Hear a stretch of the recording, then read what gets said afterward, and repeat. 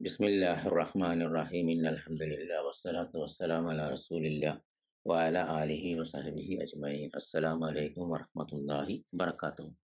എല്ലാ സംഘടനകളും കക്ഷികളും അവർ ഖുർആനും സുന്നത്തും മുറുകെ പിടിക്കുന്നവരാണെന്ന് അവകാശപ്പെടുന്നു. പിന്നെ എന്തുകൊണ്ടാണ് ഇത്രയധികം ഭിന്നത? നരകത്തിൽ നിന്ന് രക്ഷപ്പെട്ട ഭിന്നതയില്ലാത്ത കക്ഷി ഏതാണ്?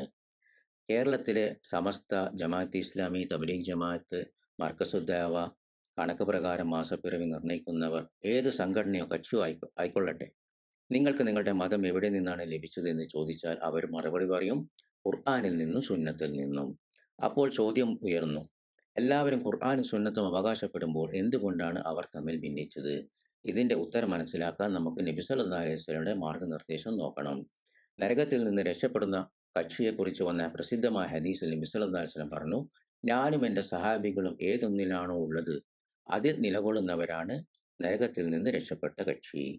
അള്ളാഹുവിൻ്റെ ഗ്രന്ഥത്തെയും സുന്നത്തിനെയും ഇനി നാം അതുകൊണ്ട് എങ്ങനെയാണ് മനസ്സിലാക്കേണ്ടത്?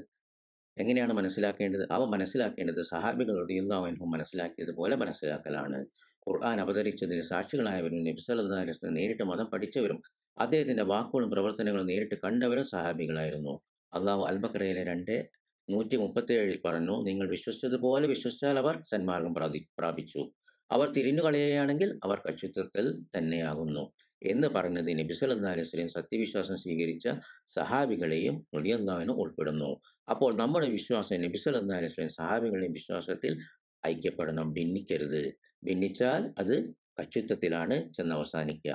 അതേപോലെ അള്ളാഹു അൻ-നിസാ 115 പറഞ്ഞു, റസൂൽ സല്ലല്ലാഹു അലൈഹി വസല്ലം മാർഗത്തോടൊപ്പം ആ കാലത്തെ സത്യവിശ്വാസികളുടെ അഥവാ സഹാബികൾ റളിയല്ലാഹുവിന്റെ മാർഗം പിന്തുടരാത്ത പക്ഷം നരകത്തിൽ കത്തിച്ചു കളയുമെന്ന് അള്ളാഹു മുന്നറിയിപ്പ് നൽകുന്നു.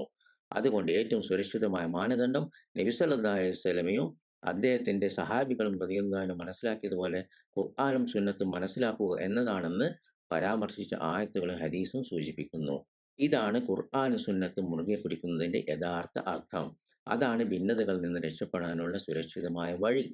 അഖീദ, വിശ്വാസം, മൻഹജ്, രീതി എന്നിവയുടെ വിജ്ഞാനം നബി സല്ലല്ലാഹു അലൈഹി വസല്ലമയിൽ നിന്നും നേരിട്ട് പഠിച്ച സഹാബത്ത് റളിയല്ലാഹു അൻഹും നിന്നും സ്വീകരിക്കാതെ പിന്നീട് വന്ന സംഘടനകളും കക്ഷികളും സ്ഥാപിച്ച അവരുടെ നേതാക്കൾ മനസ്സിലാക്കിയതുപോലെ ഖുർആനും ഹദീസും മനസ്സിലാക്കിയതും അവരുടെ അഭിപ്രായങ്ങൾ, ചിന്തകൾ, രീതികൾ സ്വീകരിച്ചതുമാണ് അനൈക്യത്തിനും കക്ഷിത്വത്തിനും ബിദ്അത്തുകൾക്കും പുത്തൻ ആചാരങ്ങൾക്കും വാദങ്ങൾക്കും ഇന്ന് നാം കാണുന്ന വിവിധ സംഘടനകളും കക്ഷികളും ഉടലെടുത്തതിനും മുസ്ലിം സമൂഹത്തിൽ ആശയക്കുഴപ്പത്തിനും ചിത്രതക്കും ഭിന്നപ്പിനും അനൈക്യത്തിനും കാരണമായത്. ബാറക്കല്ലാഹു ഫീക്കും. സുബ്ഹാനക്കല്ലാഹുമ്മ വബിഹംദിക അശ്ഹദു അൻ ലാ ഇലാഹ ഇല്ലാ അൻത അസ്തഗ്ഫിറുക വഅതൂബു ഇലൈക്. അസ്സലാമു അലൈക്കും വറഹ്മത്തുള്ളാഹി വബറകാതുഹു.